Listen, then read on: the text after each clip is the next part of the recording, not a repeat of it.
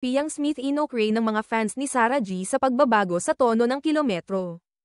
Mainit na pinag-uusapan ngayon sa social media at entertainment circles ang matagumpay na album launch concert ng Pinoy Big Brother Season 11 Grand Winner na si Piang Smith, na ginanap noong linggo. Ika-22 ng Hunyo, sa New Frontier Theater sa Cubao, Quezon City.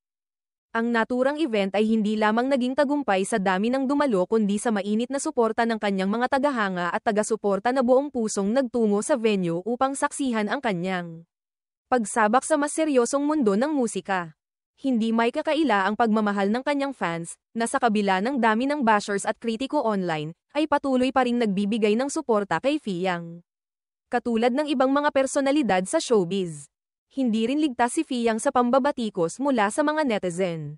Ngunit sa kabila ng mga negatibong komento, lumalakas naman ang kanyang fanbase at unti-unti na rin siyang tinatanggap ng mas malawak na audience sa industriya. Isa sa mga naging tampok sa concert ay ang kanyang pagsayaw sa ilang mga sikat na kanta ng popstar royalty na si Sarah Geronimo. Sa partikular, agaw pansin ang kanyang performance ng Kilometro, na mabilis na kumalat online dahil sa kakaibang dance steps na tila naiiba sa orihinal na choreography na isinayaw noon ni Sarah G dahil dito. Umani ng iba't ibang reaksyon mula sa netizens, lalo na mula sa mga loyal na tagahanga ni Sarah. May ilan na hindi napigilan ang kanilang opinyon at nagsabing hindi dapat ikumpara si Piang kay Sarah Geronimo. Ayon sa kanila, may sariling estilo si Sarah na hindi basta-basta mapapantayan. Gayunpaman, may ilan namang nagsusulong na maaaring si Piang ang susunod na song and dance royalty ng bansa, isang all-around performer na kayang pagsabayin ang pagkanta at pagsayaw sa entablado. Ang ganitong mga komento ay lalong nagpasiklab sa mga debate online.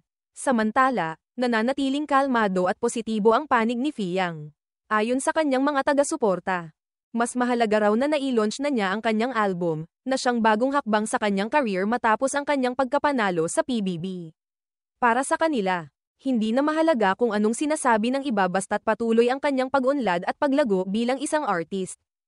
Ang mahalaga raw ay ginagawa niya ang kanyang makakaya upang makapagbigay ng inspirasyon at kasiyahan sa kanyang mga tagahanga. Ang kanyang concert ay hindi lamang simpleng pagtatanghal, ito ay simbolo ng bagong yugto sa kanyang karera. Isa rin itong patunay na hindi lamang siya basta produkto ng isang reality show, kundi may kakayahan siyang patunayan ang sarili sa mas malaking entablado. Sa ngayon, patuloy na umaani ng views at reaksyon ang kanyang mga performance video online. At tila hindi pa rito magtatapos ang kanyang journey sa showbiz. Habang may mga naninira, mas marami pa rin ang sumusuporta. Kaya sa mga susunod pang buwan, inaasahang mas marami pa tayong maririnig mula kay Piang, hindi lamang sa concert stage kundi pati na rin sa music charts at iba pang mga proyekto.